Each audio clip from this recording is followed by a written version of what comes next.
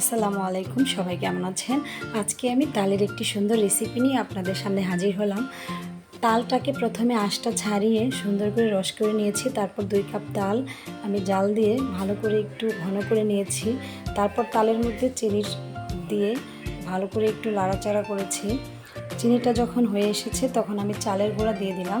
এখানে আপনারা নারিকেল ইউজ করতে পারেন, যদিও আমি নারিকেল বাসায় ছিল না তাই নারিকেলটা দেওয়া হয়নি।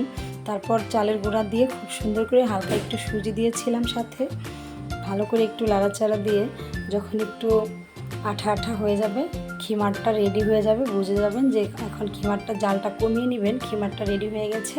খিমারটা আমি একটু বল বল করে সুন্দর করে ছোট ছোট করে চিকন চিকন করে নিয়ে দেখেন খুব সুন্দর সহজভাবে আমি পিঠাটা তৈরি করতে প্রস্তুত করে ফেলেছি। এটা আপনারা চাইলে হাত দিয়েও করে নিতে পারেন এবং বিভিন্ন ধরনের মেশিনও পাওয়া যায়। এটা হয়ে গেছে আমার।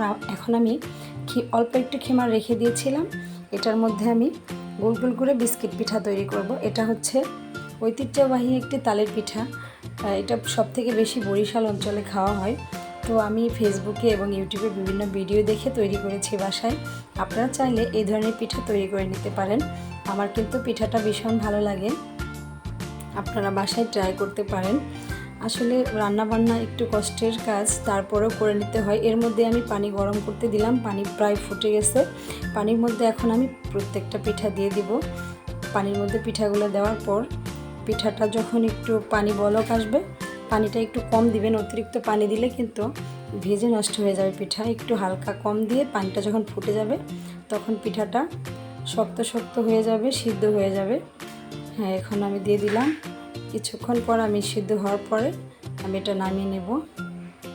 নামানোর পর আপনারা বাসায় যতটুকু সম্ভব সাবধানে কাজ করবেন রান্না করার সময়। এই যে আমার পিঠা হয়ে গেছে। এখন আমি কড়ার মধ্যে তেল দিব। যে বিস্কিট পিঠাগুলো বানাই রাখছিলাম সেই পিঠা এবং এই লম্বা পিঠাগুলোকে আমি একটু তেলে ভেজে নেব। এটা নারকেল দিয়ে ভেজে রান্না করলে অনেক ভালো লাগে। আমি আসলে সরিষার তেল পছন্দ করি তাই সরিষার তেলে পিঠাটা বানিয়েছি।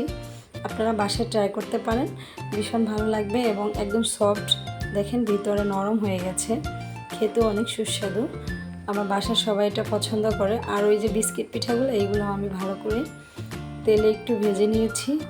এই যে ভাজা হয়ে গেছে, আমি চুলাটা বন্ধ করে নামিয়ে নিলাম। এই সিজনে অবশ্যই বাসায় তালের পিঠা তৈরি করে খাবেন। আসলে প্রত্যেকটা সিজনেই এক একটা ফল এক এক রকম ভালো লাগে।